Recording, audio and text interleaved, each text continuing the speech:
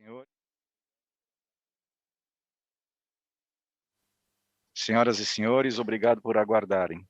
Sejam bem-vindos à videoconferência da Viver Incorporadora e Construtora SA para a discussão dos resultados referentes ao segundo trimestre de 2022. Informamos que todos os participantes estarão apenas ouvindo a videoconferência durante a apresentação da companhia e, em seguida, iniciaremos a sessão de perguntas e respostas, quando maiores instruções serão fornecidas. Caso algum dos senhores necessite de assistência durante a videoconferência, queira, por favor, solicitar a ajuda de um operador digitando *0. Antes de prosseguir, gostaríamos de esclarecer que eventuais declarações que possam ser feitas durante essa videoconferência relativas às perspectivas de negócios da companhia, projeções e metas operacionais e financeiras constituem-se em crenças e premissas da diretoria da Viver Incorporadora e Construtora, bem como em informações atualmente disponíveis para a companhia. Considerações futuras não são garantias de desempenho. Envolvem riscos, incertezas e premissas, pois se referem a eventos futuros e, portanto, depende de circunstâncias que podem ou não ocorrer. Investidores devem compreender que condições econômicas gerais, condições da indústria e outros fatores operacionais podem afetar os resultados futuros da empresa e podem conduzir a resultados que diferem materialmente daqueles expressos em tais considerações futuras. Agora gostaria de passar a palavra ao senhor Ricardo Pitinini da Carvalhinha. Por favor, senhor Ricardo, pode prosseguir. Obrigado a todos pela presença na reunião de apresentação de resultados do segundo trimestre de 2022.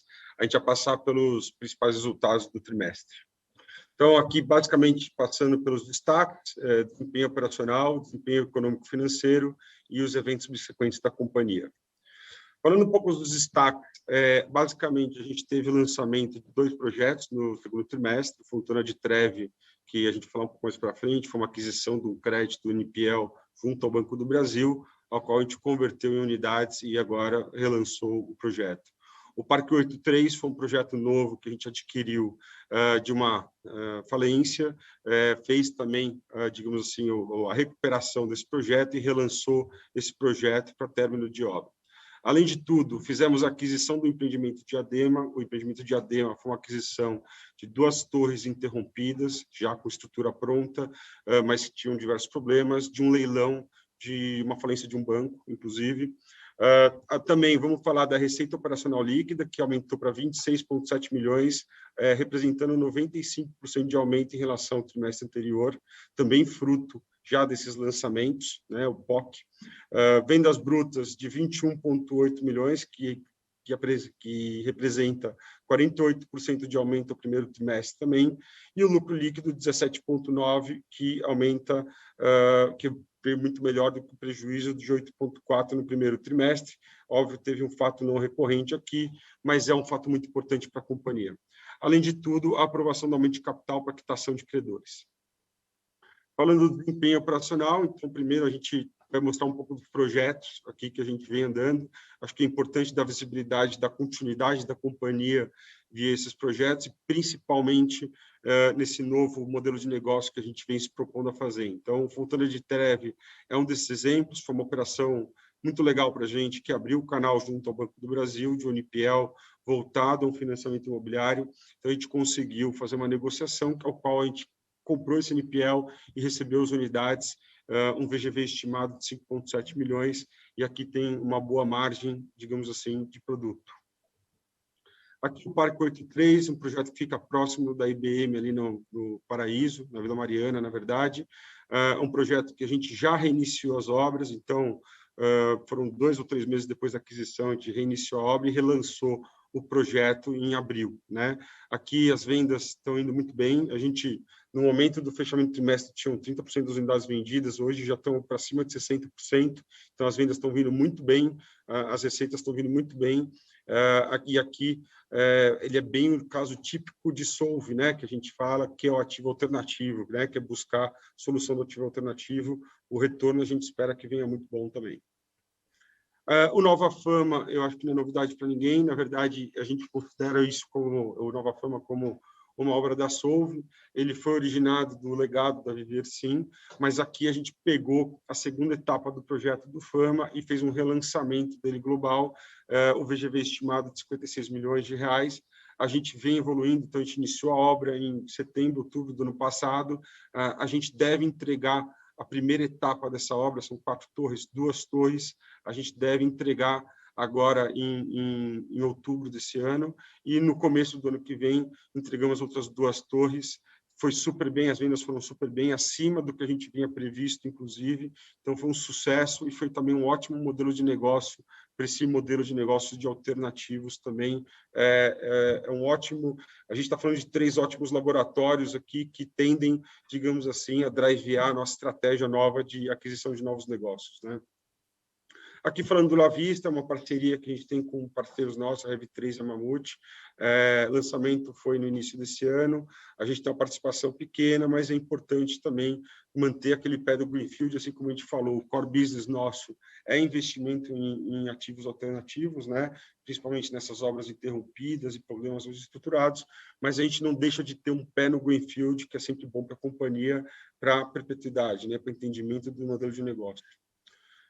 Além de tudo, o Dema, né, um ativo alternativo que a gente acabou adquirindo agora em maio desse ano, 65 milhões de VGV, a gente adquiriu via um leilão, já estamos no processo de entrar na matrícula e reiniciar a obra com logo a gente tiver a carta de arrematação, isso já está saindo, e o relançamento a gente está avaliando se a gente vai ainda fazer esse ano ou no início do ano que vem.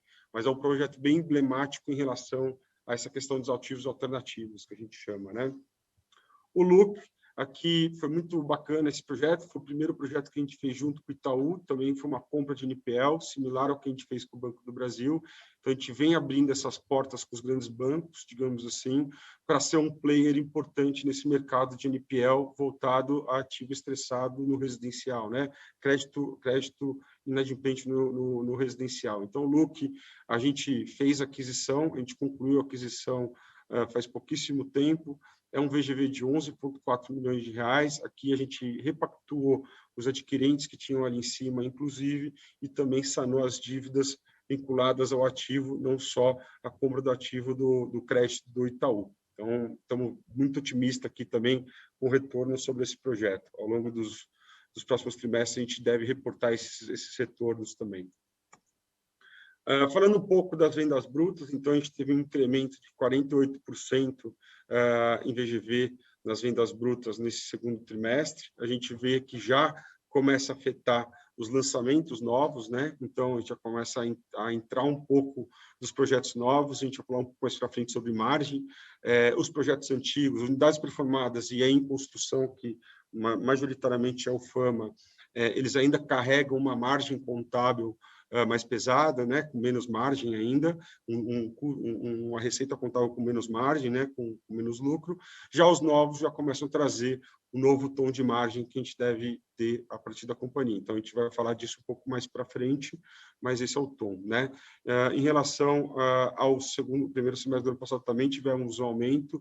Isso demonstra, né, que a gente espera que seja uma recorrência para os novos lançamentos que a gente tem esperado daqui para frente também. A gente está falando aqui também as vendas por região, então, basicamente, a gente teve uma venda muito forte no Centro-Oeste, né, que basicamente é onde está o Fama. No Norte e no Sul é onde também tiveram projetos do legado muito vinculados a dívidas antigas que a gente acabou resolvendo. E aí sim, São Paulo, que aí são os novos lançamentos, vieram 20%, né? Por segmento, a gente ainda tem muito do econômico, boa parte também vem dos ativos do legado, sendo que o médio alto e o alto, aí sim, o médio alto, aí sim, são dos novos lançamentos, dos novos ativos que a gente vem adquirindo. Falando um pouco do nosso estoque hoje, né? Então, hoje a gente tem 50% ainda já no médio, né? Que então já estipula uma mudança de perfil do que tinha da Viver antiga, né? Para o modelo de Solve, que a gente vem adquirindo projetos mais no setor de médio, assim como os relançamentos também do Greenfield, eles vêm sendo mais no médio. Também temos o médio alto um pouco mais forte de estoque. A gente agora tem mais estoque para trabalhar e deve ir liquidando ao longo dos próximos ano e meio, esse estoque todo. Por fase, a gente pode dividir em concluído em construção. Construção, basicamente, é o FAMA e o Parque 183, e concluída todo o restante dos nossos estoques, dividindo parte dele por legado, parte dele já por estoques novos adquiridos, tanto que a gente falou do LUC e da operação do Banco do Brasil no Fontana de Trevi. Falando de Land Bank, né, então aqui parte do nosso Land Bank acabou tendo uma redução por causa do início de obra do Parque 183. Hoje a gente tem a valor de book 137 milhões de reais e o valor de avaliação do nosso Land Bank vai para 246. Boa parte desse Land Bank é de ainda para liquidação, né? Estão fora da estratégia dos nossos novos negócios, né? Óbvio que tem uma partezinha que já são aquisição de novos negócios, principalmente em São Paulo, que é o caso do Diadema, que é o caso do LUC, que ainda entra como Land Bank, né? A gente não relançou ele, mas isso também deve sair logo mais com os relançamentos desses projetos. O restante todo a gente vem trabalhando o máximo possível para acelerar essa liquidação desse Land Bank. Falando um pouco do desempenho financeiro, né? Então, a gente teve um incremento de 95% na receita operacional líquida, saímos de 13,7 para 26,7, e também acima da média do ano anterior. Então, basicamente, aqui a gente deixa de olhar simplesmente o legado para ter uma receita mais vinculada na aquisição dos novos ativos. Falando um pouco de resultado apropriar, esse indicador é um indicador que a gente não vinha mostrando muito, até porque não fazia sentido. Enquanto a gente estava vendendo muito legado, a margem apropriar era muito baixa, né? A gente ainda tem um efeito de margem apropriar no nosso estoque, muito vinculado ao FAMA, né? O FAMA, apesar da tomada de decisão da segunda etapa, por isso que a gente chama da segunda etapa como solve, dali para frente, a gente acredita que tinham retornos muito positivos, em contrapartida às alternativas que a gente tinha, a margem apropriada dele era uma margem baixa, porque ele carregava o custo do passado, né? Então, você via que até o primeiro trimestre de 2022 a gente tinha uma margem apropriada baixa. Essa margem vem subindo com a entrada dos novos projetos, né? Então, obviamente, o FAMA, até pelo tamanho do estoque dele, ainda tem um montante grande considerável de efeito dentro dessa margem apropriada, dentro dos 15,4 que a gente está atualmente, saiu de 9,2 para 15,4, mas, por exemplo, os novos estoques têm uma margem mais próxima dos 40% de margem apropriada. Então, a gente acredita que, ao longo do tempo que a gente for andando o POC do FAMA, que deve incorrer até o final do ano, e iniciar essas novas obras que a gente tem hoje, Diadema, o próprio Vila Madalena e LUC e Fontana, a gente deve aumentar bastante a margem apropriada desses projetos, tá? Aqui, falando um pouco do endividamento, eu acho que na parte do corporativo, os 238 milhões de reais, parte disso é um endividamento, sim, do projeto do FAMA. Então, a gente tem algo em torno de 18 milhões de reais, que é do projeto do FAMA, que ele é feito como se fosse um financiamento da produção, está indo muito bem, ele está indo conforme planejado, reduzindo muito a exposição do projeto. E a gente tem os 210 milhões que ainda estão no FGTS, né? Então, a dívida do FGTS, a gente vem, obviamente, fazendo a discussão em juízo, assim como a gente falou para vocês, a gente acredita que a gente está muito forte nessa discussão de juízo. Em paralelo, também estamos trabalhando junto com ele para tentar resolver da melhor forma possível. A gente acredita que esse é um processo que deve, num curto prazo, ser resolvido, né? Quer dizer, esses 210 milhões de reais, para a gente não há dúvida nenhuma que eles estão dentro, eles são elegíveis à recuperação judicial, vão ser convertidos a 19,80 a qualquer momento, né? É quase como se fosse uma emissão de mais 5 milhões de ações para pagar esses 210 milhões de reais. Então existe um efeito positivo, digamos assim, em relação à baixa do passivo versus o número de ações novas a serem emitidas. Então, a gente está, digamos assim, bem otimista em resolver isso no curto prazo. A dívida do FAMA é uma dívida autoliquidável, então, que ela é tomada para a operação, para a obra, e no momento que tiver os repasses iniciais, vai amortizar e o restante fica para a gente, dos ativos lá do FAMA. E, além de tudo, tem partes relacionadas, que é uma parte relacionadas que a gente já tem de legado junto com a JIVE, que a gente está prevendo também resolver até o final do ano. Ainda não tem uma previsão, mas a gente deve resolver até o final do ano essa dívida. Quer dizer, temos hoje praticamente uma dívida vigente que ela é autoliquidável, deve se liquidar no máximo em 1 ano, digamos assim.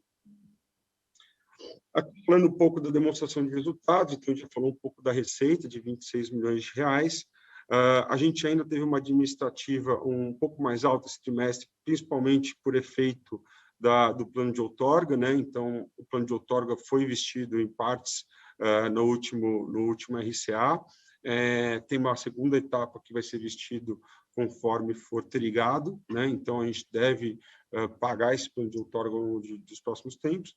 A gente tem um efeito de outras receitas operacionais ainda esse trimestre, algum ajuste de contencioso que saiu do off e voltou e foi para o on-balance, né? São todos os resultados, são todos os números que estão reportados, mas ele sai do off e entra no on, isso é natural da nossa questão aqui.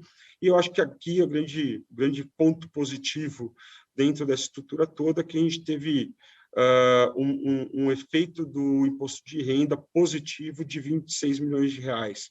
Na verdade, é importante ressaltar esse assunto, né?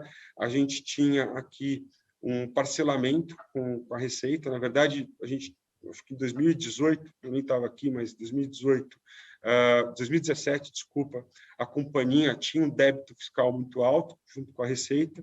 Veio um PERT, né? Tipo, justamente e não foi só para a gente, foi para o mercado inteiro, veio esse PERT.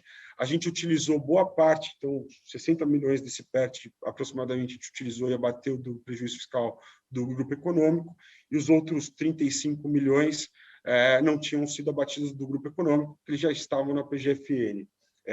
O PERT, ele era claro que poderia utilizar o prejuízo fiscal do grupo econômico na época, mas não deixava claro em relação aos débitos da PGFN.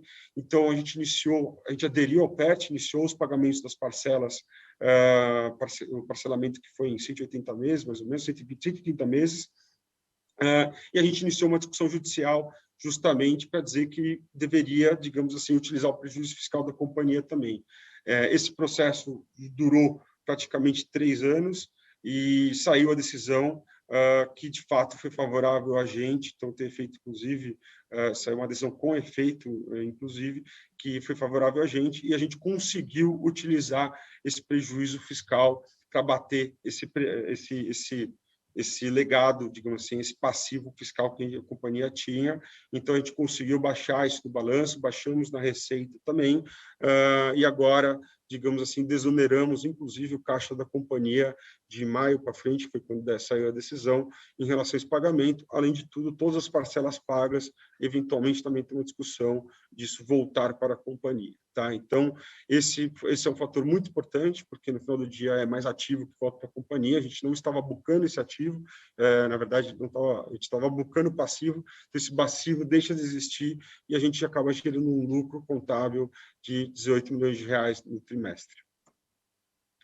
Falando um pouco de eventos subsequentes, então a gente autorizou um aumento de capital faz algum tempo atrás, para liquidar 2 tipos de assuntos, né? Um deles é o descruzamento que a gente fez com a operação com a Agile, então tinha alguns créditos, na verdade tem uma negociação de ativos que voltariam para a companhia da operação que foi feita com a Agile em 2018, e ajuste de alguns créditos, e a gente pagou por esses ativos 9,2 milhões de reais. Esses ativos têm um potencial receita para a companhia de 19,8. Voltam também algumas obrigações de passivos também, mas foi uma operação que a gente conseguiu articular junto com a Jive para fazer o descruzamento e não ter dúvida nenhuma do tail dessa operação. Acho que basicamente é isso. A gente abre agora para perguntas e respostas. Fica à vontade para perguntar. Iniciaremos agora a sessão de perguntas e respostas. Para fazer uma pergunta via telefone, por favor, digitem *1, e para retirar a pergunta da lista, digitem *2. Perguntas via chat poderão ser realizadas via sistema de videoconferência a qualquer momento.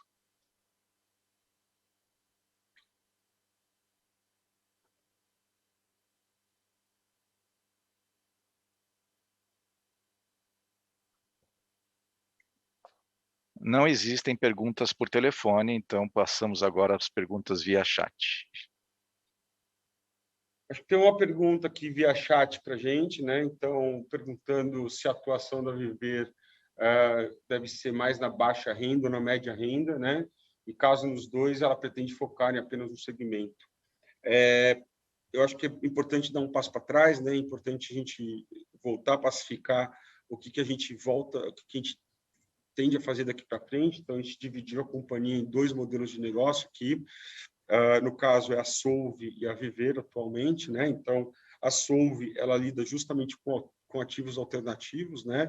Então, ela lida com obras paradas, obras interrompidas, problemas que o mercado não resolveu ou por algum motivo não foi resolvido pelo mercado, e a gente acaba adquirindo essas obras, seja via um crédito de banco, seja o próprio incorporador que tem o desejo de adquirir, ou pode ser também via patrimônio de afetação. Óbvio que a gente acaba olhando também alternativas, dissidências disso, mas tudo meio que voltado para ativos alternativos no residencial, né? A gente acaba se especializando nisso, né?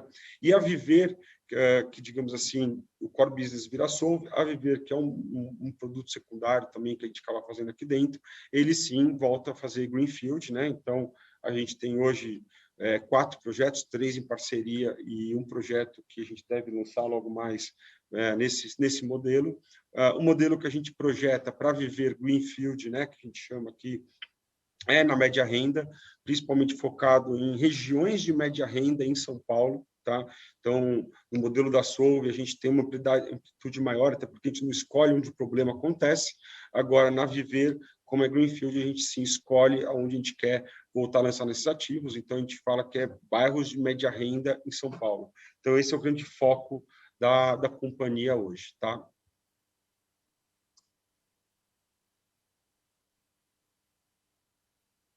Tem uma pergunta aqui sobre o FGTS, né, os 210 milhões do FGTS. É difícil a gente prever qualquer coisa, né? Na verdade, a gente, em relação ao processo judicial, a gente acredita, até pela jurisprudência que ocorreram dentro da nossa recuperação judicial, a gente acredita que a gente está muito forte em relação ao processo judicial, mas ele não teve nenhum julgamento ainda sobre o ganho da ação. Então, a gente tem que aguardar, de certo modo, os tribunais se manifestarem em relação à nossa ação. Então, esse é um lado da ação. Por outro lado, eu diria que a gente vem abrindo um canal muito legal junto com a FGTS. Eu acho que a FGTS vem entendendo que o problema, qual o nível de problema e como resolver. Então, eles vêm se mostrando, digamos assim,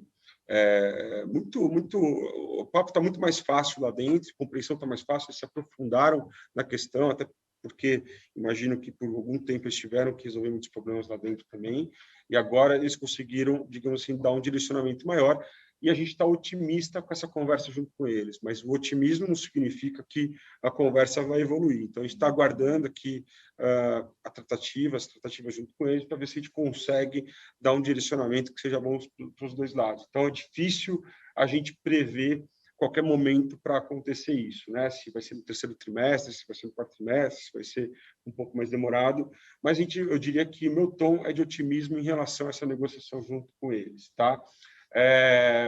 Basicamente, essa conversão é 19,80. Obviamente, numa discussão, pode ter uma discussão ou outra sobre a garantia, mas, a princípio, os 210 milhões devem ser convertidos a 19,80.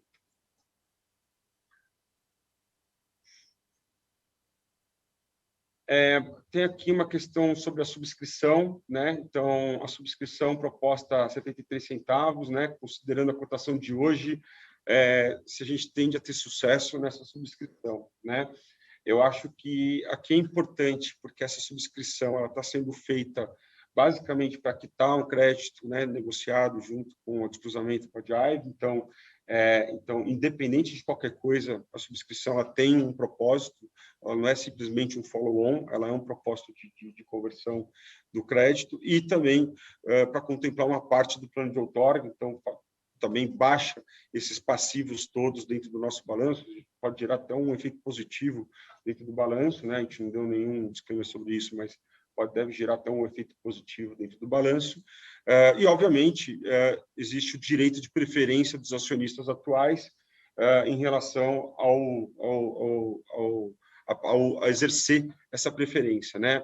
Falando um pouco de precificação, né, por 73, 65 centavos, eu acho que, de fato, a ação hoje baixou para 65 centavos.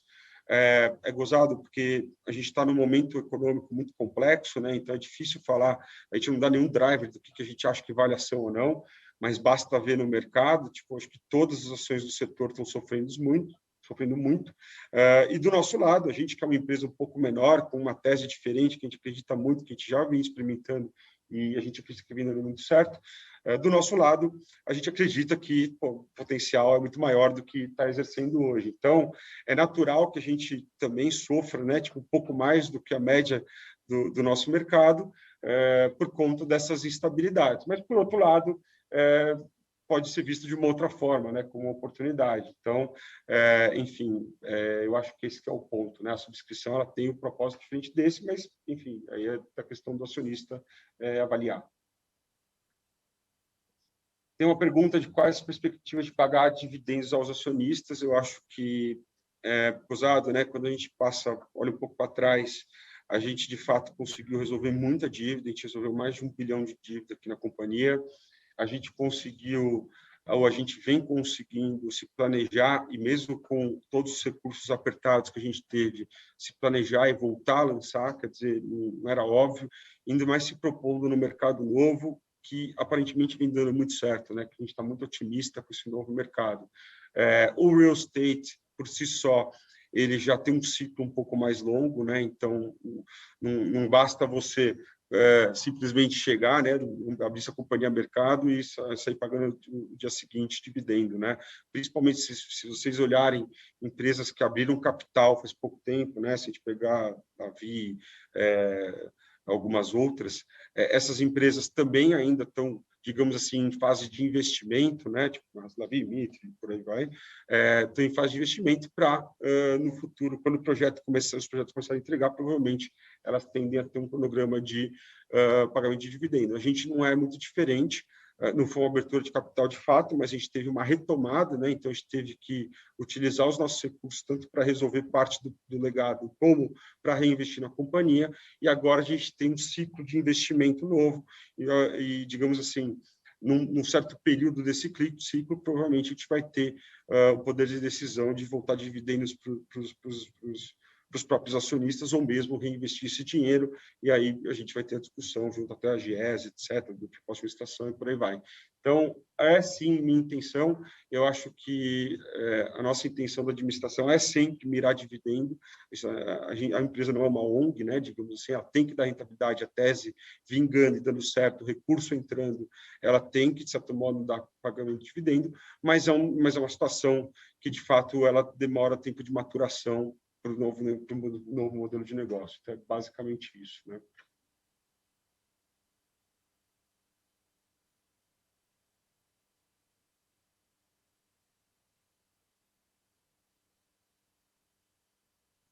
Aqui vem uma pergunta sobre a gente, né, tipo, olhando um pouco em perspectiva, se a gente não foca em outras regiões do Brasil, a gente, de certo modo, tem contato com muita região do Brasil, né? Porque o modelo de negócio Solve, ele não escolhe exatamente a região de São Paulo, ele olha pelo Brasil todo, mas em termos de greenfield, a gente acredita, por dois motivos, a gente acabou focando em São Paulo. Um, que de fato está mais próximo do nosso quintal, então, como é um modelo novo, a gente conhece melhor, tipo, o mercado mais pujante, o modelo de negócio de Solve, como ele tem várias oportunidades, inclusive a gente precifica o VGV abaixo do que o mercado opera, a gente tem mais facilidade de entrar em outros mercados. São Paulo não, São Paulo, no greenfield, você tem que entender um pouco melhor aqui. E o segundo ponto é que São Paulo, naturalmente, e inclusive pelo que a gente transitou em diversas praças, a gente observou que São Paulo, naturalmente, o mercado imobiliário voltou antes do mercado brasileiro como um todo, né? Então ele está muito mais pujante, principalmente a zona sul de São Paulo. E a gente viu esse movimento da zona sul de São Paulo e falou: bom, se a zona sul de São Paulo voltou mais rápido, provavelmente os bairros de média renda também vão ter oportunidades, e foi o que aconteceu. A gente, de fato, está verificando várias oportunidades nesses bairros de média renda de São Paulo, e a gente acabou focando essa estratégia do Greenfield nessa parte dos bairros de média renda de São Paulo.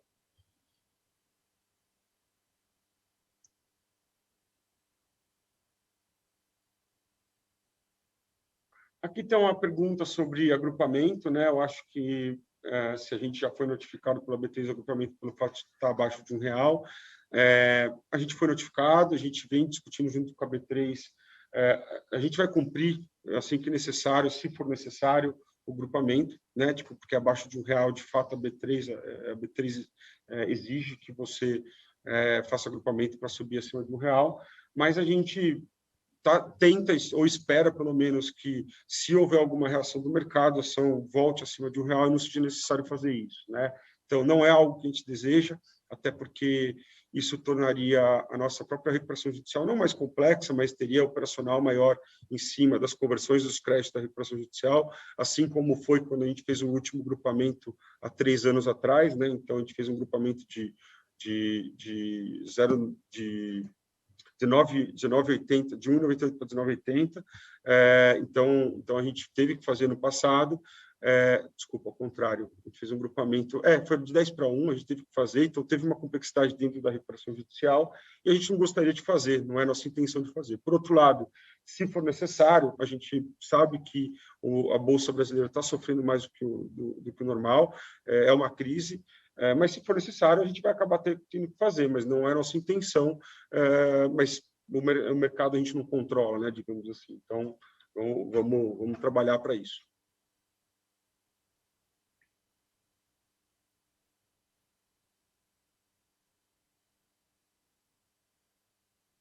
Eu acho que as perguntas e respostas foram todas. Vou voltar. Eu acho que, basicamente, as perguntas e respostas foram todas, né? Então, acho que pode falar o disclaimer final, né?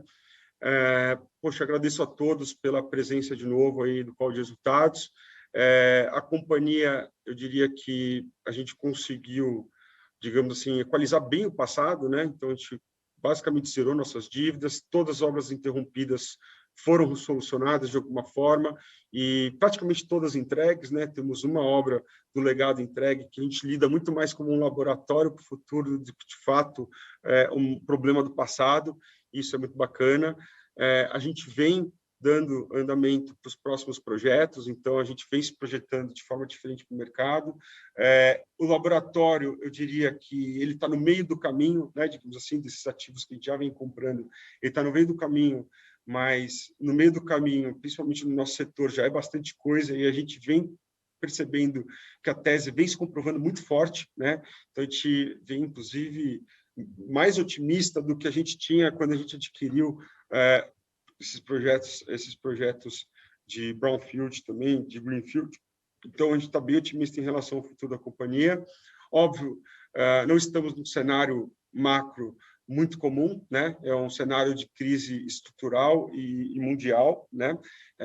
O Brasil, ele vem apresentando indicadores micro que até que são bons, né? Eu acho que o desemprego vem caindo bastante, o desemprego é um driver importantíssimo para o nosso setor, importantíssimo, é onde, de fato, a gente consegue avaliar a demanda do imóvel. Por outro lado, a inflação alta e os juros altos, ele acaba tanto afetando nos custos, como afetando também no crédito do financiamento de imóvel, coisa que para o setor é muito importante.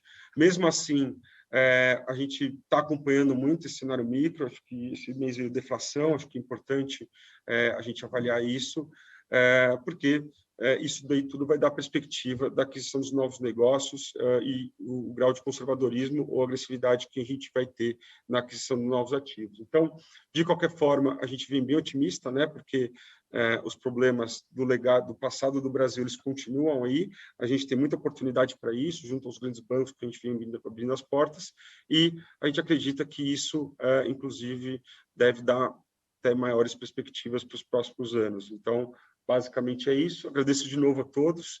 E RI também, nosso canal da RI está aberto aí, pergunta sempre, e a presença de vocês. Obrigado. A videoconferência da Viver Incorporadora e Construtora está encerrada.